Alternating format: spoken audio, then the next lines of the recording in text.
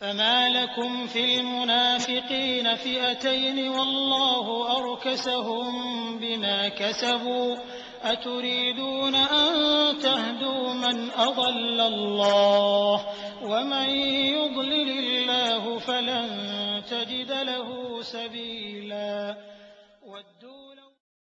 إن الحمد لله அன்பிற்குரிய பெரியோர்களே, தாய்மார்களே, சகோதர சகோதரிகளே, அல்லாஹுடைய மாபெரும் கிருபையினால் நாமெல்லாம் ஏகத்துவ கொள்கையை விளங்கி பின்பற்றக்கூடிய மக்களாக வாழ்ந்து கொண்டிருக்கின்றோம். இன்றைக்கு இஸ்லாமிய சமுதாயத்திலே தௌஹீத் ஏகத்துவம் என்று சொன்னால் தர்கா வழிபாட்டை எதிர்ப்பது, தாயத்து தகடுகள், மீலாது, மௌலிது இது போன்ற இணை கற்பிக்கக்கூடிய காரியங்களை செய்யாமல் இருப்பது, இவை மட்டும்தான் நாம் ஏகத்துவம் தௌஹீத் என்று எண்ணிக்கொண்டிருக்கின்றோம். ஆனால் ஒருவன் இது போன்ற இணை கற்பிக்கக்கூடிய காரியங்களை தவிர்த்து கொள்வதால் மட்டும் அவன் உண்மையான ஏகத்துவவாதியாக மாறிவிட முடியாது. இஸ்லாம் தௌஹீத் என்பதற்கு பல்வேறு விதமான அடிப்படைகளை நம்முடைய மார்க்கம் நமக்கு சொல்லி தந்திருக்கிறது. அதில் ஒரு அடிப்படையில் நாம் தவறிழைத்து விட்டாலும் நம்முடைய மறுமை வாழ்க்கை நிரந்தர நரகத்திற்குரிய வாழ்க்கையாக மாறிவிடும். அதில் ஒரு அடிப்படை தான் இந்த இஸ்லாமிய மார்க்கத்தில் சட்டம் வகுக்கக்கூடிய அதிகாரம் அல்லாஹ்வை தவிர வேறு யாருக்கும் கிடையாது. இதுவும் ஏகத்துவத்துடைய ஒரு அடிப்படை. இன்றைக்கு நம்முடைய இஸ்லாமிய சமுதாயத்தில் பெரும்பாலான மார்க்க அறிஞர்கள், பெரும்பாலான தௌஹீத்வாதிகள் என்று சொல்லக்கூடியவர்கள் இந்த அடிப்படையை விளங்காமல் இருக்கின்றார்கள். நம்முடைய மார்க்க விஷயம் இருக்கு பாருங்க, இந்த மார்க்க விஷயத்தில் மனித கருத்துக்களுக்கு இடமே கிடையாது. உலகத்தில் மனிதர்கள் தங்களுடைய கருத்துக்களை சொல்லிக் கொள்ளலாம். ரெண்டு பேருக்கு மத்தியில் சண்டை வருதா, ஒரு மனிதன் புகுந்து சமாதானம் செய்து வைக்கலாம். ஒரு வழக்கு ஏற்பட்டால் ஒரு மனிதன் தீர்ப்பு சொல்லலாம். அதே நேரத்தில் மார்க்க விஷயங்களை எடுத்துக்கொண்டால் நாம் எப்படி தொழ வேண்டும், எப்படி நோன்பு நோக்க வேண்டும், நம்முடைய வணக்க வழிபாடுகளை எப்படி அமைத்துக் கொள்ள வேண்டும், இது போன்ற விஷயங்கள்ல மனிதனை அல்லாஹ்வை தவிர மனிதர்களுக்கு எந்த விதமான அதிகாரமும் கிடையாது. அலா லில்லாஹி தீனுல் ஹாலிஸ், அல்லாஹ் சொல்லி காட்டுகின்றான். பரிசுத்தமான இந்த மார்க்கம் அல்லாஹ்விற்கு மட்டுமே உரியது. நாம் இஸ்லாமிய மார்க்கம் இஸ்லாமிய மார்க்கம் என்று சொல்கின்றோமே, இந்த மார்க்கத்தில் எந்த ஒரு சட்டமாக இருந்தாலும் அல்லாஹ்வை தவிர யாரும் செய்ய முடியாது, அந்த சட்டத்தை சொல்ல முடியாது. நபிகள் நாயகத்துக்கே அதிகாரம் கிடையாது. இப்ப நமக்கு ஒரு சந்தேகம் ஏற்படும். என்ன சந்தேகம்? நாம ஹதீஸ் சொல்றோம் பாருங்க, இந்த ஹதீஸ் நபிகள் நாயகம் சொன்னதுதானே. நாம் ஹதீஸ் என்று சொல்லக்கூடிய ஆதாரபூர்வமான நபிமொழிகள் கூட நபிகள் நாயகம் ஸல்லல்லாஹு அலைஹி வஸல்லம் அவர்கள் சொன்னது கிடையாது. அல்லாஹ் தஆலா திருமறை குர்ஆனில் நமக்கு என்ன கூறுகின்றான்? இத்தபிஉ மா உன்ஸில இலைக்கும் ரப்பிக்கும், மக்களே, மனிதர்களே, அல்லாஹ்விடமிருந்து உங்களுக்கு என்ன இறக்கப்பட்டதோ அதைத்தான் நீங்கள் பின்பற்ற வேண்டும். அல்லாஹ் ஒட்டுமொத்த உலக சமுதாயத்திற்கும் அல்லாஹ் போதனை செய்கின்றான், எச்சரிக்கை செய்கின்றான். நாம் இறைவனுக்கு அடிமை என்று சொன்னால் அல்லாஹ்ட்ட இருந்து, வானத்திலிருந்து நமக்கு என்ன இறக்கப்பட்டதோ அதைத்தான் நீங்கள் பின்பற்ற வேண்டும், அதைத்தான் நீங்கள் மார்க்கமாக கருத வேண்டும். வலா தத்தபிஉ மின் தூனிஹி அவுலியா, அல்லாஹ்வை விடுத்து வேறு யாருடைய கருத்துக்களையும் பொறுப்பாக்கி அவர்களை பொறுப்பாளர்களாக ஆக்கி நீங்கள் பின்பற்றாதீர்கள். அல்லாஹ்வை தவிர யாருக்கும் சக்தி கிடையாது என்று சொன்னால் நபிகள் நாயகத்துக்கும் சக்தி கிடையாது, அதுபோன்று ஈசா நபிக்கும் சக்தி கிடையாது, சஹாபாக்களுக்கும் சக்தி கிடையாது என்பது அந்த அர்த்தம். இப்ப அல்லாஹ் கூறுகின்றான், வலா தத்தபிஉ மின் தூனிஹி அவுலியா, அல்லாஹ்வை தவிர வேறு யாருடைய கருத்துக்களையும் நீங்கள் பொறுப்பாளர்களாக ஆக்கி அந்த கருத்தை மார்க்கமாக்கி விடாதீர்கள். கலீலம்மா ததக்கரூன், நீங்கள் மிக குறைவாகத்தான் சிந்திக்கின்றீர்கள் என்று அல்லாஹ் சொல்லி காட்டுகின்றான். அப்ப இஸ்லாம் என்றால் எது? இஸ்லாம் என்று சொன்னால் அல்லாஹ்விடமிருந்து நமக்கு என்ன இறக்கப்பட்டதோ அதுதான் இஸ்லாம். இந்த அதிகாரத்தை நாம் அல்லாஹ்வை தவிர வேறு யாருக்கும் கொடுத்து விடக்கூடாது. அல்லாஹ் தஆலா திருமறை குர்ஆனில் பல வசனங்களை அல்லாஹ் நமக்கு எச்சரிக்கை செய்கின்றான். வமன் லம் யஹ்கும் பிமா அன்ஸலல்லாஹ் ஃபஉலாயிக ஹுமுல் காஃபிரூன். யார் அல்லாஹ் அருளியதை கொண்டு சட்டம் எடுக்கவில்லையோ, தீர்ப்பளிக்கவில்லையோ, அவர்கள் காஃபிர்கள். ஒரு முஸ்லிம் என்றால் நம்முடைய மார்க்க விஷயங்களை எங்கிருந்து எடுக்க வேண்டும்? அல்லாஹ் அருளியதிலிருந்து எடுக்க வேண்டும். வமன் லம் யஹ்கும் பிமா அன்ஸலல்லாஹ் ஃபஉலாயிக ஹுமுல் ஸாலிமூன். எவர்கள் அல்லாஹ் அருளியதை கொண்டு தீர்ப்பளிக்கவில்லையோ அவர்கள் அநியாயக்காரர்கள். வமன் லம் யஹ்கும் பிமா அன்ஸலல்லாஹ் ஃபஉலாயிக ஹுமுல் ஃபாஸிகூன். எவர்கள் அல்லாஹ் அருளியதை கொண்டு தீர்ப்பளிக்கவில்லையோ அவர்கள் பெரும் பாவிகள், மாபாவிகள் என்று அல்லாஹ் திருமறை குர்ஆனில் ஏராளமான வசனங்கள், நான் உதாரணத்திற்கு ஒன்றென்று சொல்லி காட்டுகின்றேன். பல்வேறு வசனங்களில் அல்லாஹ் என்ன உத்தரவு போடுகின்றான்? அல்லாஹ்ட்ட இருந்து மனித சமுதாயத்திற்கு என்ன வந்ததோ அதை வைத்துத்தான் நீங்கள் மார்க்க சட்டங்களை எடுக்க வேண்டும், அதை வைத்துத்தான் அதைத்தான் இஸ்லாமாக கருத வேண்டும் என்று அல்லாஹ் நமக்கு உத்தரவு போடுகின்றான். நபிகள் நாயகம் ஸல்லல்லாஹு அலைஹி வஸல்லம் அவர்கள் நமக்கு ஹதீஸ்னு போதிச்சாங்க பாருங்க. இந்த ஹதீஸ்கள் கூட நபிகள் நாயகம் சுயமாக சொன்னது கிடையாது. எந்த ஒரு விஷயத்தையும் அல்லாஹ்வுடைய அனுமதி இல்லாமல் நபிகள் நாயகம் ஸல்லல்லாஹு அலைஹி பேசிவிட முடியாது. அல்லாஹ் கூறுகின்றான், வமா யன்திகு அனில் ஹவா. இந்த முகமது நபி அவர்கள் மார்க்க விஷயங்களில் தன்னுடைய மனோ இச்சைப்படி பேசவே மாட்டார்கள். இன் ஹுவ இல்லா வஹீ யூஹா. அவர்கள் பேசக்கூடிய அனைத்தும் எங்கிருந்து வந்தது? இறைவனிடமிருந்து அருளப்பட்ட இறை செய்திதான். இன்னும் அல்லாஹ் நபிகள் நாயகம் உத்தரவு போடுகின்றான், நபிகள் நாயகமே, இன்னா அன்ஸல்னா இலைக்கல் கிதாப பில் ஹக். நாம் உமக்கு இந்த வேதத்தை உண்மையை கொண்டு அருளி இருக்கின்றோம். எதற்காக? லிதஹ்கும பைனன் நாஸி பிமா அராக்கல்லாஹ். அல்லாஹ் உமக்கு எதை வழிகாட்டினானோ, அல்லாஹ் உமக்கு எதனை சொல்லி தந்தானோ அதன் அடிப்படையில் இந்த வேதத்தை கொண்டு மக்களுக்கு தீர்ப்பளிக்க வேண்டும். அப்ப நபிகள் நாயகம் ஸல்லல்லாஹு அலைஹி வஸல்லம் அவர்கள் அல்லாஹ் காட்டித்தராத ஒன்றை கொண்டு நமக்கு மார்க்கம் என்று போதிக்கவே மாட்டாங்க. நபிகள் நாயகம் இறை தூதர் என்று எந்த அடிப்படையில்? அல்லாஹ் கூறுகின்றான், யா அய்யுஹர் ரசூல் பல்லிக் மா உன்சில இலைக். இறை தூதரே முகம்மதே, அல்லாஹ்விடமிருந்து உமக்கு என்ன இறக்கப்பட்டதோ அதை நீ எடுத்துச் சொல். நபிகள் நாயகம் இறை தூதர் சொல்றோம் பாருங்க. இறை தூதர் என்பதற்கு என்ன அர்த்தம்? அல்லாஹ்விடமிருந்து வந்த மார்க்கத்தை வந்து நமக்கு எடுத்துச் சொல்ல வேண்டும். ஃபஇல்லம் தஃஅல், நீர் அவ்வாறு எடுத்துச் சொல்லவில்லை என்றால் ஃபமா பல்லக்த ரிசாலத்துஹு, அல்லாஹ்வுடைய அந்த தூது செய்தியை நீர் ஒருபோதும் நிறைவேற்றியவரா எடுத்துச் சொன்னவராக ஆக மாட்டீர் என்று அல்லாஹ் சொல்லி காட்டுகிறான். அப்ப நாம ஹதீஸ் என்று சொல்லக்கூடிய விஷயங்கள் கூட நபிகள் நாயகம் என்ற அந்த அவர்களுடைய மனித கருத்து கிடையாது, அது இறை கருத்து தான். எந்த அளவுக்கு பாருங்க, சஹீஹ் முஸ்லிமிலே பதிவு செய்யப்பட்ட ஒரு செய்தி, நபிகள் நாயகம் ஸல்லல்லாஹு அலைஹி வஸல்லம் அவர்கள் ஜகாத் கொடுக்காதவங்களுக்கு என்ன தண்டனை என்பதை வந்து மக்களுக்கு, சஹாபாக்களுக்கு போதிக்கிறாங்க. அப்ப அவங்க போதனை பண்றாங்க, ஒருவன் தங்கம் வெள்ளிக்கு ஜகாத் கொடுக்காமல் இருந்தால் மஹ்ஷர் மைதானத்தில் அவனுடைய அந்த தங்கம் வெள்ளி எல்லாம் அவை நரக நெருப்பிலே நன்றாக காய்ச்சப்பட்டு அவனுடைய விழாப்புறங்களிலும் நெற்றிகளிலும் முதுகுப்புறங்களிலும் சூடு போடப்படும். மறுமை நாள்ல வந்து மஹ்ஷர் மைதானத்தில் ஒரு நாள் தண்டனை. ஒரு நாள் தண்டனை எவ்வளவு நாள்? இந்த உலகத்தில் கணக்கிடும்போது 50,000 வருடம் இந்த மாதிரி அவனுக்கு தண்டனை கொடுக்கப்படும். அந்த உருக்கப்பட்ட தங்கம் வெள்ளி எல்லாம் அவை மீண்டும் அது காய்ந்து போகும் பாருங்க. அப்ப திரும்பவும் என்ன செய்யப்படும்? உருக்கப்பட்டு அவனுக்கு சூடு போடப்படும் அப்படின்னு சொல்றாங்க. அப்ப சஹாபாக்கள் கேட்கிறாங்க, அல்லாஹ்வின் தூதரே, ஒட்டகத்துக்கு சக்காத்து கொடுக்காட்டா என்ன தண்டனை? ஒட்டகத்துக்கு கொஞ்சம் சக்காத்து கொடுக்காட்டா மஹ்ஷர் மைதானத்தில் ஒரு வெட்ட வெளியில் அவன் தூக்கி வீசப்படுவான். கால் கூடி மறந்த குட்டி ஒட்டகம் உட்பட அவன் எந்தெந்த ஒட்டகங்களுக்கு சக்காத்து கொடுக்கவில்லையோ எல்லா ஒட்டகங்களும் அவனை ஒரு நாள் மிதிக்கும். ஒரு நாள் என்பது இந்த உலகத்தில் உள்ள 50,000 ஆண்டுகளுக்கு சமம். அப்ப அதுக்கு பிறகு அவனுக்கு தீர்ப்பளிக்கப்படும்.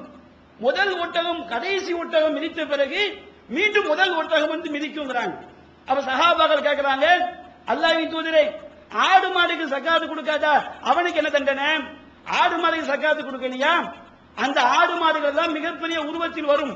அது கொம்பு உள்ள ஆடாக இருந்தாலும் சரி, கொம்பில்லாத ஆடு மாடாக இருந்தாலும் சரி, அது வந்து எல்லா ஒட்டுமொத்த ஆடு மாடுகளும் வந்து அவனை மஹ்ஷர் மைதானத்தில் மிதிக்கும். அவனுக்கு ஒரு நாள் தண்டனை வழங்கப்படும். ஒரு நாள் தண்டனை என்பது இந்த உலகத்தில் உள்ள 50,000 வருடங்களுக்கு சமங்கிறாங்க. அப்ப சஹாபாக்கள் கேட்கிறாங்க, அல்லாஹ்வின் தூதரே, ஒருவன் குதிரை அல்லாஹ்வுடைய பாதையில பயன்படுத்தினால் அவனுக்கு என்ன தண்டனை கிடைக்கும்ங்கறாங்க. நபிகள் நாயகம் விரிவா சொல்லிக்கிட்டே வர்றாங்க. அப்ப சஹாபாக்கள் கேட்கறாங்க, அல்லாஹ்வின் தூதரே, கழுதையை வச்சிருந்தாங்க, கழுதையை அல்லாஹ்வுடைய பாதையில பயன்படுத்தினா அவனுக்கு என்ன ஒரு நன்மை கிடைக்கும் அப்படின்னு கேட்கிறாங்க. அப்ப நபிகள் நாயகம் சொல்லி காட்டுறாங்க, மா உன்சில அலைய ஃபில் ஹும்ரி ஷைஉன், கழுதை விஷயத்துல அல்லாஹ் எனக்கு எதை இறக்கலையே. அப்ப தங்கம் வெள்ளி சொன்னாங்க பாருங்க, ஒட்டகத்துடைய தண்டனை சொன்னாங்களா இல்லையா? ஆடு மாடுக்கு சொன்னது, குதிரைக்கு சொன்னது எல்லாமே அல்லாஹ்விட்டு வந்தது. சஹாபாக்கள் கழுதையை பத்தி கேட்கும் போது நபிகள் நாயகம் சொல்லி காட்டுறாங்க, கழுதையை பெயர் சொல்லி அல்லாஹ் எதையும் அல்லாஹ் இறக்கல. மா உன்சில அலைய ஃபில் ஹும்ரி ஷைஉன், கழுதை விஷயத்தில் அல்லாஹ்விடமிருந்து எனக்கு எந்த ஒன்றும் வரவில்லை. இல்லா ஹாதிஹில் ஆயத்தல் அல் ஃபாத்திஹா அல் ஜாமிஆ, ஒருங்கிணைந்த தனித்துவம் வாய்ந்த ஒரு வசனத்தை அல்லாஹ் ஒட்டுமொத்தமா இறக்கி வைத்து விட்டான். ஒவ்வொன்றுக்கா சொல்லிக்கிட்டே போக முடியாதா இல்லையா? இப்ப நாம கேட்போம், ஸ்கூட்டர் அல்லாஹ்வுடைய பாதையில பயன்படுத்தினா அவனுக்கு என்ன நன்மை கிடைக்கும், காரை பயன்படுத்தினா என்ன நன்மை கிடைக்கும், இப்படி கேட்க வேண்டும். எப்படி ஒவ்வொன்றாக செல்லும் என்பதால் நபிகள் நாயகம் சொல்றாங்க, அல்லாஹ் ஒட்டுமொத்தமா ஒரு ஆயத்தை இறக்கி வைத்தான். ஃபமை யஅமல் மிஸ்கால தர்ரத்தின் கைரையலா வமை யஅமல் மிஸ்கால தர்ரத்தி ஷர்ரையலா, எவன் ஒருவன் அணு அளவு நன்மை செய்கிறானோ அதை அவன் காண்பான், மறுமையில காண்பான். எவன் ஒருவன் அணு அளவு தீமை செய்கிறானோ அதை அவன் மறுமையில் காண்பான். இங்க நீங்க எதை சிந்திக்க வேண்டும்? இந்த ஹதீஸ்ல நபிகள் நாயகம் ஒவ்வொன்றுக்கும் சிறப்பை சொல்லும் போதும் அழகா சொல்றாங்க, இது எல்லாமே எனக்கு அல்லாஹ்விடமிருந்து வந்தது. கழுதையை பற்றி குறிப்பிட்டு வரவில்லை. அப்ப கழுதையை பற்றி குறிப்பிட்டு பெயர் சொல்லி வராதனால் நபிகள் நாயகம் சொல்றாங்க, அல்லாஹ் எனக்கு அதை பத்தி இறக்கி வைக்கல, ஒட்டுமொத்தமா ஒரு ஆயத்தை அல்லாஹ் தந்து விட்டான். அது நபிகள் நாயகம் சொல்லி காட்டுறாங்க. அது போன்று சஹீஹுல் புகாரில 7310வது ஹதீஸா பதிவு செய்யப்பட்டிருக்கு. நபிகள் நாயகம் ஸல்லல்லாஹு அலைஹி வஸல்லம் பயான்களை அதிகமாக ஆண்கள் தான் கேட்கிறாங்க. பெண்களுக்கு அந்த மாதிரி வாய்ப்பு கிடையாது. அவங்க 5 வேளை தொழுகை பள்ளிக்கு வருவது கட்டாயம் கிடையாது. ஆண்களை போன்று எப்போதும் சக நபிகள் நாயகத்தில் இருக்க முடியாது. அப்ப பெண்கள் நபிகள் நாயகத்தை கோரிக்கை வைக்கிறாங்க, அல்லாஹ்வின் தூதரே, தஹப்பர் ரிஜாலி ஹதீஸி, உங்களுடைய பயான்களை எல்லாம் ஆண்கள் தான் கேட்கிறார்கள், நீங்கள் எங்களுக்கென்று ஒரு நாளை நிர்ணயம் செய்ய வேண்டும். சஹாபி பெண்கள் எப்படி கோரிக்கை வைக்க நபிகள் நாயகத்திட, நீங்க எங்களுக்கென்று ஒரு நாளை நிர்ணயம் செய்து துஅல்லிமுனா மிம்மா அல்லமக்கல்லாஹ், அல்லாஹ் உங்களுக்கு என்ன கற்றுக் கொடுத்தானோ அதை நீங்கள் எங்களுக்கு கற்றுத்தர வேண்டும். சஹாபாக்கள் இஸ்லாம் எப்படி வழங்குறாங்க பாருங்க. நபிகள் நாயகமே நீங்க சுயமா எங்களை சொல்லுங்கன்னு சொல்லல, சஹாபி பெண்கள் கோரிக்கை வைக்கிறாங்க, நபிகள் நாயகமே எல்லா பயானையும் ஆண்கள் கேட்கிறாங்க, நீங்க எங்களுக்கு ஒரு நாளை ஒதுக்குங்கள். ஒரு நாளை ஒதுக்கி என்ன போதிக்க வேண்டும்? சஹாபாக்கள் இஸ்லாத்தை தௌஹீத் ரொம்ப தெளிவா வழங்குறாங்க. இஸ்லாத்துல மனித கருத்துக்கு இடமே கிடையாது என்பதை ரொம்ப அற்புதமா அந்த பெண்கள் சொல்றாங்க. எப்படி சொல்றாங்க? துஅல்லிமுனா மிம்மா அல்லமக்கல்லாஹ், அல்லாஹ் உங்களுக்கு என்ன கற்றுத் தந்தானோ அதை நீங்கள் எங்களுக்கு கற்றுத்தர வேண்டும். அப்ப நபிகள் நாயகம் பெண்களுக்கு ஒரு பயானை ஏற்படுத்தி அந்த சொல்றாங்க, அல்லமஹுன்ன மிம்மா அல்லமஹுல்லாஹ், அல்லாஹ் நபிகள் நாயகத்திற்கு என்ன கற்றுக் கொடுத்தானோ அதை அந்த பெண்களுக்கு நபிகள் நாயகம் செய்தார்கள், கற்றுக் கொடுத்தார்கள். நபிகள் நாயகம் அந்த பெண்களுக்கு பயான் பண்றாங்க அல்லாஹ் சொன்ன விஷயத்தை.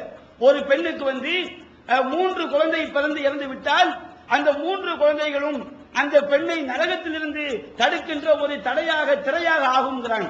அப்ப ஒரு பெண்ணு கேட்கிறாங்க, அல்லாஹ்வின் தூதரே, ஒரு பெண்ணுக்கு 2 குழந்தையை பறி கொடுத்தாலும் இது நன்மை கிடைக்குமாங்கிறாங்க.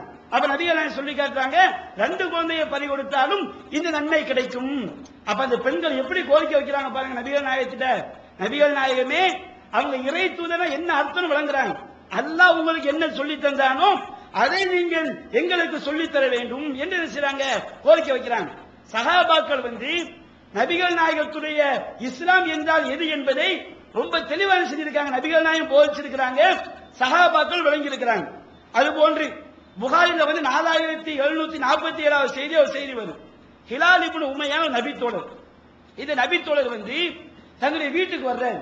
வீட்டுக்கு வந்தால் அவனுடைய மனைவி இன்னொரு மனிதரோடு விபச்சாரம் பண்ணிக்கிட்டு இருக்கிறாங்க. இவர் கண்ணால பார்க்கிறார் அந்த காட்சியை. அப்ப ஒரு கணவனுக்கு எப்படி இருக்கும்? இந்த மாதிரி தன்னுடைய மனைவி இன்னொரு ஆணோட அவர் சொல்ற நபிகள் நாயகத்தை வர்றார், அல்லாஹ்வின் தூதரே, என்னுடைய மனைவியின் மீது இன்னொரு ஆணை நான் காண்கிறேன், நான் என்ன செய்ய வேண்டும் அப்படிங்கிறாங்க. இஸ்லாத்தில் என்ன சட்டம், அது வரைக்கும் என்ன வகை வந்திருக்குது? எந்த பெண்ணா இருந்தாலும் சரி, மனைவி மட்டும் கிடையாது, எந்த பெண் மேல அவதூறு சொன்னாலும் ஒரு குற்றச்சாட்டு வைத்தாலும் 4 சாட்சியை கொண்டு வரணும். அப்ப நபிகள் நாயகம் சொல்லி காட்டுறாங்க, அது பையினா, இல்லை என்றால் ஹத்தும் ஃபில் அஹ்ரி, நீ ஆதாரத்தை கொண்டு வா, இல்லைன்னா முதுகுல அடிதான் விழும், தப்பிக்க முடியாதுங்கிறாங்க. அப்ப அவர் கேட்கிறார், அல்லாஹ்வின் தூதரே, எங்களுடைய மனைவி மேல இன்னொருத்தன் படுத்து கிடப்பான், அதுக்கு போய் 4 பேரை கூப்பிட்டு வந்து நீங்க பாருங்க ஆதாரத்தை காட்டிக்கிட்டு இருப்போமா என்று அவர் சொல்லிவிட்டு அந்த சஹாபி நபிகள் நாயகத்தை பார்த்து வார்த்தையை பயன்படுத்துகிறார். ஃபலியுனஸ்ஸிலன்னல்லாஹு மா யுபர்ரிஉ தஹ்ரி மினல் ஹத், அல்லாஹ் தஆலா என்னுடைய முதுகை அந்த தண்டனையிலிருந்து காப்பாற்றக்கூடிய வசனத்தை அல்லாஹ் இறக்கி வைப்பான். நபிகள் நாயகம் எப்படி சொல்லல, நபிகள் நாயகம் நீங்க சட்டத்தை மாத்துங்கன்னு சொல்லல. அந்த ஹிலால் இப்னு உமையா என்கிற நபி தோழர் நபிகள் நாயகத்தை பார்த்து சொல்றாரு, அல்லாஹ்வின் தூதரே, இந்த மாதிரி ஒரு மனைவியோட இன்னொரு ஆணை பார்க்கும்போது நாங்க ஆதாரத்தை தேடி போவோமா? நிச்சயமா அல்லாஹ் அந்த மாதிரி தீர்ப்பு சொல்ல மாட்டான். நபிகள் நாயகம் சொல்லவே இல்லை, நீங்க சொன்ன தீர்ப்பு அநியாயம் அவங்க சொல்லல, அல்லாஹ் அந்த மாதிரி தீர்ப்பு சொல்ல மாட்டான். என்னுடைய முதுகை தண்டனையிலிருந்து காப்பாற்றக்கூடிய சட்டத்தை அல்லாஹ் இறக்கி வைப்பான். அப்ப சஹாபாக்கள் எவ்வளவு ஷார்ப்பா வழங்கியிருக்காங்க பாருங்க. இஸ்லாமிய மார்க்கம் என்பது நபிகள் நாயகத்துடைய போதனை என்பதும் குர்ஆனுடைய வசனங்கள் என்பதும் நபிகள் நாயகத்துடைய சொந்த கருத்து கிடையாது. இஸ்லாம் என்று சொன்னாலே அது அல்லாஹ்வுடைய கருத்து தான் என்பதை நாம ரொம்ப தெளிவா வழங்க முடியுது. அது போன்று முஸ்லிம் புகாரில 4329வது செய்தியாக ஒரு ஹதீஸ் பதிவு செய்யப்படுது. உம்ராவுக்கு போறோம், உம்ராவுக்கு போகக்கூடியவங்க வந்து இஹ்ராமுடைய நிய்யத்து வைத்த பிறகு நறுமணம் பூசக்கூடாது, அதுபோல் தையல் ஆடை அணியக்கூடாது. ஒரு சஹாபி என்ன பண்றாரு, இஹ்ராமுடைய நிய்யத்து வைத்த பிறகு நறுமணம் பூசிக்கிறாரு, தையல் ஆடையை ஜுப்பாவை அணிச்சுக்கிறாரு. அவர் நபிகள் நாயகத்துல வர்றார், அல்லாஹ்வின் தூதரே, ஒரு மனிதர் வந்து இஹ்ராமுடைய நிய்யத்து வைத்த பிறகு அவர் நறுமணத்தை பூசிக்கிறாரு, அவர் ஜுப்பாவை அணிச்சுக்கிட்டாரு, இவருக்கு என்ன சட்டம் கேட்கிறாங்க. இந்த மார்க்கம் வந்து நபிகள் நாயகத்துடைய சுய கருத்தா இருக்குன்னு வச்சுக்கிடுங்க, நபிகள் நாயகம் ஃபத்வா கொடுத்துருக்கணும். நபிகள் நாயகம் மார்க்க தீர்ப்பு கேட்டு வர்றாங்க, அமைதியா நபிகள் நாயகம் இருக்கிறாங்க. அவர் கேட்கிற கேள்விக்கு நபிகள் நாயகத்துக்கு பதில் தெரியல. பதில் ஏன் தெரியல, அல்லாஹ்விலிருந்து வரல, அவங்க சுயமா இஸ்லாம் அவங்க சொன்ன மார்க்கமா? நபிகள் நாயகம் அமைதியா இருக்கிறாங்க. அமைதியா இருக்கும் பொழுது அவங்களுக்கு அப்படியே வஹி இறங்குது. வஹி இறங்கும் போது நபிகள் நாயகம் நிலை அப்படியே செய்துவிடும், முகமெல்லாம் வேர்த்து கொட்டும், பயங்கரமா மூச்சு வாங்கும், குரட்டை விடுவதை போன்று சத்தம் வரும். கண்ணகு முகமரும் வஜூஹு ஹதீஸ்ல வரும், நபிகள் நாயகத்துடைய முகம் அப்படியே செவந்து விட்டது. எகித்து அவர்கள் கடுமையாக குரட்டை விடுபவரை போன்று செய்தார்கள், சப்தமிட்டார்கள். அந்த வஹி வந்து நீங்கும் போது அப்படியே அவங்க என்ன செய்வாங்க, நார்மல் நிலைக்கு வந்துருவாங்க. நபிகள் நாயகம் நார்மல் நிலைக்கு வந்தவன கேட்கிறாங்க, எங்கிட்ட இந்த உம்ராவை பத்தி கேள்வி கேட்டார அந்த ஆளை எங்க பாக்குறாங்க. அவர் வர்றாரு, அவர் வந்து நபிகள் நாயகம் சொல்றாங்க, நீ வந்து அந்த மனம் பூசணியா இல்லையா, அந்த மனத்தை நன்றாக 3 தடவை தண்ணீரை வைத்து கழுவி விடு, ஜுப்பாவனை கழட்டுது. உம்ராக்கு என்ன செய்யக்கூடாது, இஹ்ராமுடைய நிய்யத்து வச்ச பிறகு தையலுடைய ஆடை அணியக்கூடாது, அந்த ஆடை நீ கழட்டி விட்டு நீ ஹஜ்ல எப்படி செய்வியோ அது போன்று உம்ராவிலும் நீ செய்து கொள். இந்த ஹதீஸ் யோசித்து பாருங்க. நபிகள் நாயகத்திலும் ஒரு கேள்வி கேட்கப்படுகிறது, கேள்வி கேட்டவுடன் அவங்க உடனே பதில் சொன்னாங்களா? இதையெல்லாம் எதற்கு நான் சொல்கிறேன், நாம் விளங்க வேண்டும், நபிகள் நாயகத்துடைய போதனைகள் இருக்கு பாருங்க, இது மனித கருத்து கிடையாது, எந்த ஒரு சட்டமும் அவங்க சொன்னது கிடையாது, அல்லாஹ்விடமிருந்துதான் மார்க்கத்துடைய ஒவ்வொரு வழிகாட்டுதலும் வந்திருக்குது. நபிகள் நாயகத்தை உம்ராவை பத்தி கேள்வி கேட்கப்படுது, அவங்க ஒண்ணு செய்யல, பதில் சொல்லல, அல்லாஹ்வுடைய வஹி வந்தவன் தான் பதில் சொல்றாங்க. அது போன்று புகாரில வந்து 3938வது செய்தியாக ஹதீஸ் பதிவு செய்யப்படும். அப்துல்லா இப்னு சலாம் ஒரு யூத மத அறிஞர், அந்த யூதர் வந்து நபிகள் நாயகத்தை வர்றாரு. நபிகள் நாயகம் சொல்றாரு, நபிகள் நாயகமே, நான் உங்களிடம் 3 விஷயங்களை பற்றி கேள்வி கேட்பேன். லா யஅலமுஹுன்ன இல்லா நபியும், ஒரு நபியை தவிர வேற யாரும் இதை அறிய முடியாது. நீங்க நபியா இல்லையா டெஸ்ட் பண்றதுக்கு நான் 3 கேள்வி கேட்பேங்கிறாரு. அவர் முதல் கேள்வி கேட்கிறாரு, அவ்வளவு அஷ்ராத்தி சாஆ, கியாமத் நாளுடைய முதல் அடையாளம் என்ன அப்படின்னு கேட்கிறாரு. அடுத்து கேட்கிறாரு, சொர்க்கவாசிகள் வந்து முதல்ல சொர்க்கத்துக்கு போன உடனே அவங்களுக்கு கொடுக்கப்படக்கூடிய சாப்பாடு என்னன்னு கேட்கிறாரு. 3வது கேள்வி கேட்கிறாரு, ஒரு குழந்தை வந்து தகப்பனுடைய சாயல்ல பிறக்குது, இது தாயுடைய சாயல்ல பிறக்குது, இதுக்கு என்ன காரணம்? 3 கேள்வியை கேட்கிறாரு. அப்ப நபிகள் நாயகம் பதில் சொல்றாங்க அவருக்கு, நீ 3 கேள்வியை கேட்ட, அக்பரணி பிஹி ஜிப்ரீல் ஆனிஃபன், இப்பதான் ஜிப்ரீல் வந்து இந்த 3 கேள்வி பதிலை சொல்லி தந்துட்டு போறாரு. எப்படி இஸ்லாம் எப்படி வருது பாருங்க. நபிகள் நாயகத்துக்கும் அல்லாஹ்க்குள்ள தொடர்பு வந்து ரொம்ப மின்னல் வேகத்துல நடக்கும். அப்ப நபிகள் நாயகம் சொல்றாங்க, அக்பரணி பிஹி ஜிப்ரீல் ஆனிஃபன், இந்த 3 கேள்விக்கும் பதில வந்து ஜிப்ரீல் இப்பொழுதுதான் சொல்லி தந்து விட்டு செல்கிறார் என்று சொல்லிவிட்டு நபிகள் நாயகம் பதில் சொல்றாங்க. என்ன பதில் சொல்றாங்க? கியாமத் நாளுடைய முதல் அடையாளம் ஒரு மிகப்பெரிய ஒரு புகை மூட்டம். அந்த புகை மூட்டம் வந்து கிழக்கு பகுதியிலிருந்து எல்லா மக்களையும் மேற்கு பகுதியில் ஒன்று சேர்க்கும். சொர்க்கவாசிகள் சாப்பிடக்கூடிய முதல் சாப்பாடு வந்து ஜியாதத்து கபிதில் ஹூத், ஒரு பெரிய மீனுடைய நுரையீரலின் சதை பகுதி அப்படின்னு சொல்லி காட்டாங்க. அது போன்று ஒரு குழந்தை தாயுடைய சாயல்லையோ தகப்பனுடைய சாயல் ஏன் பிறக்குது? தாயுடைய அணுவும் அந்த தந்தையுடைய அணுவும் இணையும் பொழுது, அந்த கருமுட்டை உருவாகும் பொழுது தாயுடைய அந்த அணுக்களின் சதவீதம் மிகைத்திருந்தால், நபிகள் சொல்லி காட்டாங்க, தாயுடைய அந்த தண்ணீர் அவங்க அந்த காலம் அந்த வார்த்தையை பயன்படுத்தி இருக்கிறாங்க. தாயுடைய அந்த இந்திரியம் மிகைத்திருந்தால் குழந்தை தாயுடைய சாயல்ல பிறக்கும். அந்த கருமுட்டை உண்டாகும் போது அதுல உள்ள அதிகப்படியான மிகைத்திருப்பது தகப்பனுடைய அந்த நீராக இருந்தால் குழந்தை வந்து தகப்பனுடைய சாயல்ல பிறக்கும். இது இன்றைக்கு விஞ்ஞானத்தில் கூட நிரூபிக்கப்பட்ட ஒரு உண்மையா இருக்குது. அப்ப நபிகள் நாயகம் ஸல்லல்லாஹு அலைஹி வஸல்லம் அவங்க வந்து அப்துல்லா இப்னு ஸலாம் 3 கேள்வி கேட்கிறாங்க. பதில் இவங்க சுய அறிவு கிடையாது. எங்க இருந்து வருது? மார்க்கத்தை பத்தி கேட்கும் பொழுது ஜிப்ரீல் வந்து என்ன செய்றாரு?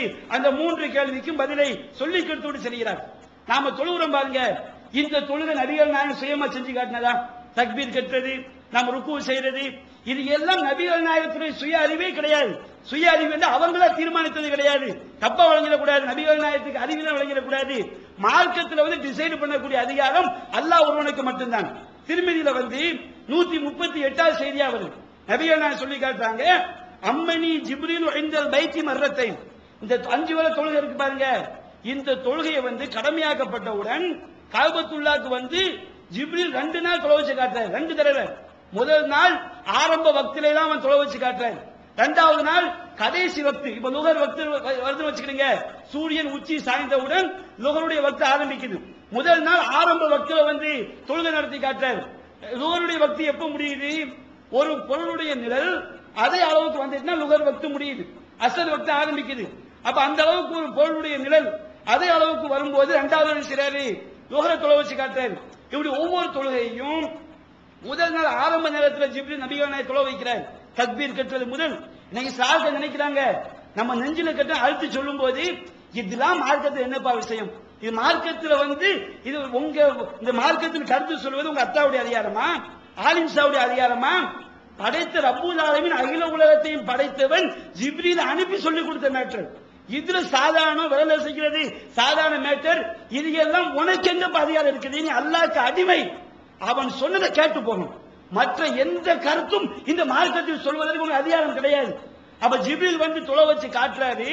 நபிகள் நாயகம் தொலை வைத்து காட்டிவிட சொல்கிறார், யா முஹம்மத் ஹாதா வக்துல் அன்பியாஇ மின் கப்லிக். முகமதே, உமக்கு முன்னே அனுப்பப்பட்ட நபிமார்களுக்கும் இதுதான் தொழுகை நேரம். அதுபோன்று வல் வக்து ஃபீமா பைன ஹாதில் வக்தைனி, தொழுகை நேரம் என்பது 2 நாள் அவங்க தொழுது காட்டினா பாருங்க, ஒரு தொழுகை ஆரம்பத்திலும் அதன் கடைசி நேரத்திலும். இதற்கு இடைப்பட்ட நேரம் தான் உங்களுக்கு தொழுகைக்குரிய நேரம். இந்த மார்க்கத்தில் வந்து அப் டு பாட்டம் நிறைய விஷயங்களுக்கு ஜிப்ரீல் வந்து நமக்கு தெரியாது. ஆனால் எல்லா விஷயங்களும் ஜிப்ரீல் வந்து கற்றுக் கொடுத்ததுதான், அல்லாஹ் காட்டி கொடுத்ததுதான். இதற்கு ஏராளமான சான்றுகளை நாம் சொல்லிக் கொண்டே போகலாம். அது போன்று நசாயில வந்து 5208வது செய்தி பதிவு செய்யப்படும். நபிகள் நாயகம் ஸல்லல்லாஹு அலைஹி வஸல்லம் அவங்களுக்கு வந்து ஒரு பட்டாடை அன்பளிப்பு செய்யப்படும். பட்டாடை அன்பளிப்பு செய்யப்பட்டவன மனிதன் தானே, நபிகள் அணிஞ்சிடுறாங்க. பட்டாடை அணிஞ்சவன ரொம்ப வேகமா கலட்டுறாங்க. கலட்டி என்ன செய்றாங்க? உமர் ரலியல்லாஹு அவங்களுக்கு வந்து அன்பளிப்பா கொடுக்குறாங்க. கொடுத்தவன சஹாபாக்கள் உமர்கிட்ட கொண்டு போய் கொடுங்கிறாங்க. அப்ப சஹாபாக்கள் கேட்கிறாங்க, அல்லாஹ்வின் தூதரே கத அவுஷக்க மா நஸஅதஹு, அல்லாஹ்வின் தூதரே நீங்க இந்த ஆடையை ரொம்ப ஸ்பீடா கலட்டினீங்களே, மாட்டினீங்க, ரொம்ப வேகமா நீங்க கலட்டினீங்களே. அப்ப நபிகள் நாயகம் சொல்லி காட்டுறாங்க, நஹானி அன்ஹு ஜிப்ரீல் அலைஹிஸ்ஸலாம், நான் இந்த பட்டாடையை போட்டோன்னு ஜிப்ரீல் வந்து தடுத்துட்டாரு. சஹாபாக்களுக்கு தெரியல. இந்த மார்க்கத்தில் உள்ள ஒவ்வொரு ஏவல் விளக்கல் இருக்கு பாருங்க, இது எல்லாமே அல்லாஹ்விலிருந்து வந்த இது சமுதாயம் விளங்க வேண்டும். இன்றைக்கு சஹாபாக்களை பின்பற்றக்கூடாது, இமாம்களை பின்பற்றக்கூடாது என்ன அர்த்தம்? அவங்க சொந்த கருத்தை மார்க்கமா எடுக்காதீங்கன்னு சொல்றோம். சஹாபாக்கள் சொந்த கருத்தை எடுக்கக்கூடாது சொன்ன என்ன கேட்கிறாங்க? தௌஹீஜமா சஹாபாக்கள் திட்டுது, யாருப்பா திட்டுறா? நபிகள் நாயகத்தை உயிருக்கு மேல மதிக்கணும்.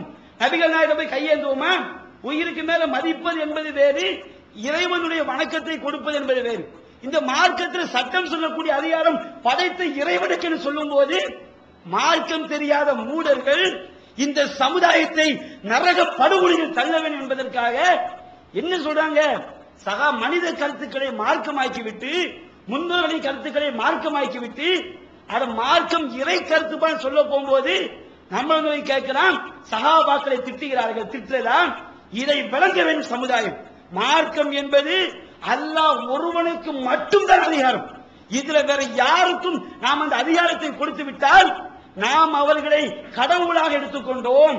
இத்தஹது அஹ்பாரஹும் வ ருஹ்பானஹும் அர்பாபம் மின் தூனில்லாஹ். யஹூதி நஸாராக்கள் தங்களுடைய அறிஞர்களையும் பாதிரிமார்களையும் கடவுளாக எடுத்துக்கொண்டார். அல்லாஹ் சொல்றான் பாருங்க, இந்த மேட்ரு தான். அல்லாஹ் ஒன்னு சட்டமாக்குவான், அறிஞர்கள் கூடாதும்பான். அதை போய் அல்லாஹ்வை விட்டுட்டு அறிஞர் கருத்தை எடுத்துக்கொள்வான். அல்லாஹ் ஒன்னு கூடாதும்பான், அறிஞருடைய சொந்த கருத்தை எடுத்துக்கொள்வான். இதுதான் அவங்களை கடவுளாக்குறது. அல்லாஹ் கேட்கின்றான், அம்லவும் ஷுரகாவும் ஷரவுலவும் மினத் தீனி மாலம் எழுதுகிறார். அல்லாஹ் அனுமதி அளிக்காத மார்க்க சட்டத்தை விதியாக்கக்கூடிய கடவுள்கள் அவர்களுக்கு இருக்கிறார்களா? இஸ்லாத்தில் ஒன்றை மார்க்கம் என்று சொல்ல வேண்டும் என்றால் அல்லாஹ் கடவுள் சொல்ல வேண்டும். அல்லாஹ் அல்லாஹ் அவருடைய கருத்தை மார்க்கமாக்கினால் நீங்கள் அவரை கடவுளா எடுக்கிறீங்க. நபிகள் நாயகத்துக்கே அல்லாஹ் சுயமா சொல்லக்கூடிய அதிகாரத்தை கொடுக்கவில்லை. அல்லாஹ்வுடைய அனுமதி இல்லாமல் எந்த ஒரு சட்டத்தையும் சொல்ல முடியாது. அப்ப நபிகள் நாயகம் அபு உமருக்கு கொடுத்தோம். உமர் அழுகுறார், யார சொல்லலாம், நீங்க வெறுத்தாடு எனக்கு தந்துட்டீங்கிறாங்க.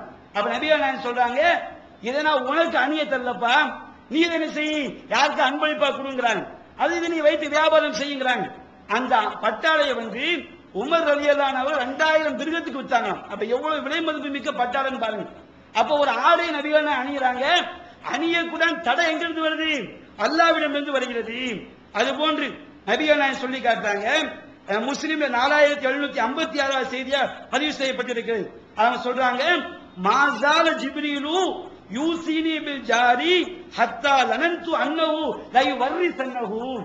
அண்டை வீட்டுக்கார விஷயத்திலே ஜிப்ரீல் எனக்கு அறிவுரை சொல்லிக் கொண்டே இருந்தார். அறிவுரை எங்கிருந்து வருது? நீங்க அண்டை வீட்டுக்காரங்களிடம் எப்படி நடக்க வேண்டும் என்கின்ற படிப்பினை இருக்குது. அண்டை வீட்டுக்காரங்க விஷயம் எப்படி நடக்க வேண்டும், நம்ம மனிதனா உட்கார்ந்து யோசிச்சு எழுதுறதா? அங்கே ஜிப்ரீல் சொல்றாரு, அண்டை வீட்டுக்கார விஷயத்தில் நான் எப்படி நடக்க வேண்டும் என்று ஜிப்ரீல் எனக்கு அறிவுரை சொல்லிக் கொண்டே இருந்தார். நான் நினைத்தேன், ஹத்தா லனன்து அன்னஹு லா யுவர்ரிசன்னஹு, அண்டை வீட்டுக்காரனை நம்முடைய சொத்துக்கு வாரிசாக்கி விடுவார்களோ என்று நான் எண்ணும் அளவிற்கு ஜிப்ரீல் அறிவுரை சொன்னார். யோசிச்சு பார்க்கணும். இந்த அண்டை வீட்டுக்காரங்க விஷயத்துல எப்படி நடக்க வேண்டும் என்கின்ற அறிவுரை கூட எங்கிருந்து வந்திருக்கு? அல்லாஹ்விலிருந்து ஜிப்ரீல் மூலமாக தரப்பட்ட விஷயம் தான். அது போன்று நபிகள் நாயகம் ஸல்லல்லாஹு சொல்லி காட்டுறாங்க. நசாயில 3104வது ஹதீஸா பதிவு செய்யப்பட்டது. நபிகள் நாயகம் சஹாபி கேள்வி கேட்கிறார், அல்லாஹ்வின் தூதரே, நான் புறமுதுகு காட்டாமல் நன்மை எதிர்பார்த்தவனாக, இறைவனுக்காக அதாவது பொறுமை கொண்டவனாக நான் போர் செய்து என்னுடைய உயிர் நான் கொல்லப்பட்டால் என்னுடைய எல்லா பாவங்களும் மன்னிக்கப்படுமான்னு கேட்கிறாங்க. நபிகள் மார்க்க தீர்ப்பு கொடுக்கறாங்க. தியாகிக்கு எல்லா பாவம் மன்னிக்கப்படுமா இல்லையா? உனக்கு எல்லா பாவம் மன்னிக்கப்படுங்கிறாங்க. சொல்லி முடிச்ச மறு வினாடி கேட்கிறாங்க, என்ன கேள்வி கேட்டது யாருப்பாங்கிறாங்க. யார சொல்ல, நான் தான் கேட்டேன். நீங்க என்ன கேள்வி கேட்டீங்க? முதல்ல ஒரு கேள்வி கேட்கப்படுது. நபிகள் மார்க்க தீர்ப்பு சொல்லிடுறாங்க. அடுத்த வினாடி கேட்கிறேன், கேள்வி கேட்டது யாரு? யார சொல்ல, நான் தான் கேள்வி கேட்டேன். என்னப்பா கேள்வி கேட்ட? அல்லாஹ்வின் தூதரே, ஒரு மனிதன் புறமுதுகு காட்டாமல் நன்மை எதிர்பார்த்து உறுதி கொண்டவனாக பின்வாங்கி செல்லாமல் உயிரை கொடுத்தால் அவனுக்கு பாவங்கள் மன்னிக்கப்படுமா? நபிகள் நான் சொல்ல, எல்லா பாவங்களும் மன்னிக்கப்படும், இல்ல தைன், கடனை தவிர. அப்படி சொல்லி நபிகள் நான் சொல்லி காட்டுறாங்க. சாரணி பிஹி ஜிப்ரீல் ஆனிஃபன், இப்பதான் ஜிப்ரீல் ரகசியமா சொல்லிட்டு போறாரு.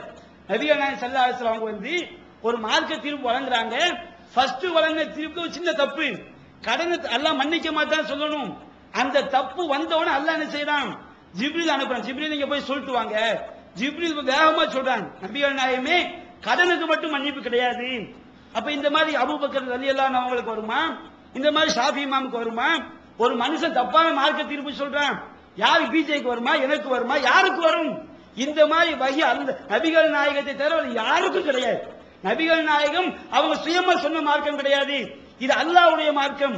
அப்ப இதை வழங்க வேண்டும். நாம ஒருவரை மதிப்பது என்பது வேறு, அல்லாஹ்வுடைய அதிகாரத்தை கொடுப்பது என்பது வேறு. நாம ஹதீஸ்கள்ல பார்க்கிறோம், புகாரில 7462வது செய்தியா வருகிறது. நபிகள் நாயகத்தை கேட்கிறாங்க யூதர்கள் வந்து உயிரை பற்றி எஸ்அலூனக அனிர் ரூஹ், ரூஹ் என்ன கேட்கிறாங்க. நபிகள் நாயகம் பதில் தெரியல. அல்லாஹ் வஹி இறக்குறான். எஸ்அலூனக அனிர் ரூஹ் குல் ரூஹு மின் அம்ரி ரப்பி, நபியே ரூஹ் என்றால் என்னவென்று கேட்கிறார்கள். ரூஹ் என்பது அல்லாஹ்வுடைய அதிகாரத்தில் உள்ளது. வமா ஊது மினல் இல்மி இல்லா கலீலா, அவர்களுக்கு வழங்கப்பட்ட அறிவு ரொம்ப கம்மி அப்படிங்கிற ஆயத்தை அல்லாஹ் இறக்கி பதில் சொல்றான். இப்படி எத்தனை சான்றுகள், ஆயிரக்கணக்கான சான்றுகள் சொல்லிக்கிட்டே போகிறான்.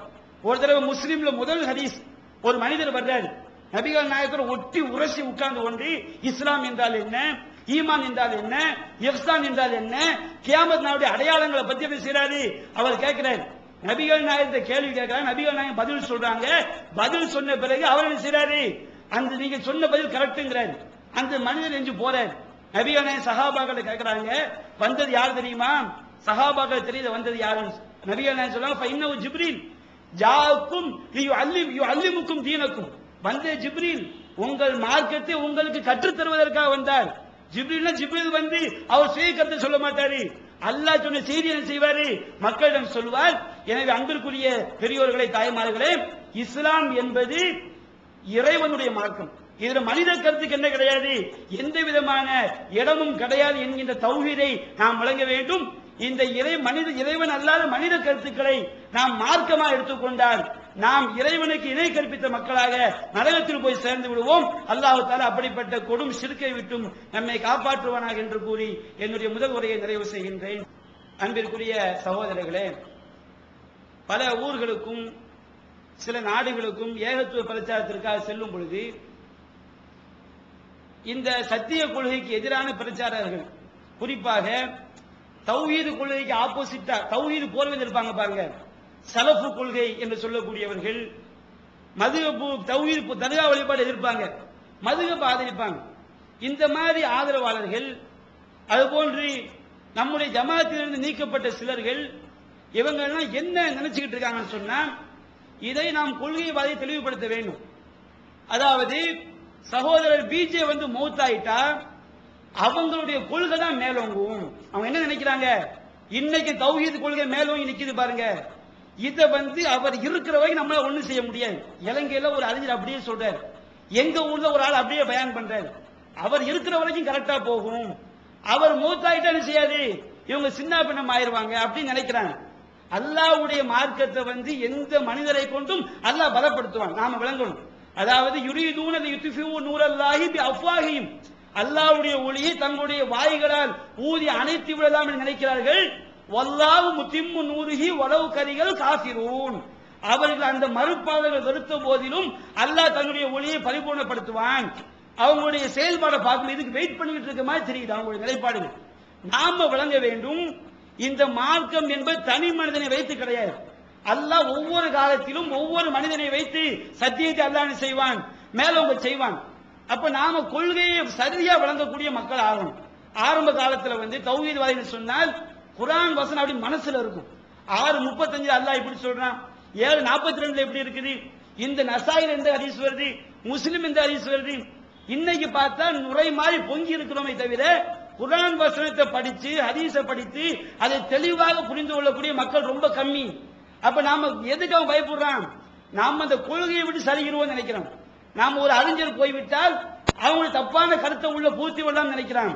அப்படி பூர்த்த முடியாது. எப்ப பூர்த்த முடியாது, நாம ஒவ்வொரு மனிதனும் நாம கொள்கையை சரியா வழங்கணும். நம்முடைய சமுதாயத்தில் ஒவ்வொரு ஜமாத்திலும் ஒவ்வொரு கிளைகளிலும் மற்ற மற்ற விஷயங்களுக்கு நீங்க எப்படி முக்கியத்துவம் கொடுக்கிறீங்களோ அது போன்று அதை விட பல மடங்கு இறை செய்திதான் இறை மார்க்கம். இதை விளங்கி எவன் அசத்திய கருத்துடைய எவன் வந்தாலும் குர்ஆன் ஆயத்தை எடுத்து சொல்லி ஹதீஸை எடுத்து சொல்லி பதிலளிக்கக்கூடிய சக்தி உள்ளவனாக ஒவ்வொரு மனிதனும் மாறிவிட்டால், ஆரம்ப காலத்தில் எப்படி சுன்னத் ஜமாத் ஆலிம்சாக்கள் ஒரு தௌஹீத்வாதியை கண்டா பயந்து ஓடினானோ அது போன்ற ஒரு நிலை அல்லாஹ் மீண்டும் ஏற்படுத்தும் என்று அல்லாஹ் வைத்திருக்கின்றான். நாம கொள்கையை படிக்கக்கூடிய மக்களாக, கொள்கைக்கு முக்கியத்துவம் கொடுக்கக்கூடிய மக்களாக ஆனால் அல்லாஹ் தஆலா கியாமத் நாள் வரை இந்த ஜமாத் கொள்கை அடிப்படையில் செல்லக்கூடிய ஜமாத்தாக, சத்தியத்திற்கு பாடுபடக்கூடிய ஜமாத்தாக, அசத்தியத்தை எதிர்க்கக்கூடிய ஜமாத்தாக அல்லாஹ் ஆக்கி அருள் புரிவான். அப்படிப்பட்ட கொள்கைவாதிகள் ஆக வேண்டும். நம்முடைய அனைத்து கிளைகளும் கொள்கை விஷயத்தில் இறை செய்தான் இறை மார்க்கம் என்கின்ற இந்த விஷயத்தை அனைத்து மக்களுக்கும், ஆண்களுக்கும் பெண்களுக்கும் புரிய வைக்கக்கூடிய நிகழ்ச்சிகளை ஏற்பாடு செய்ய வேண்டும் என்று கூறி என்னுடைய உரையை நிறைவு செய்கின்றேன். வாஹிரு தஅவானா அல்ஹம்துலில்லாஹி ரப்பில் ஆலமீன். அஸ்ஸலாமு அலைக்கும்.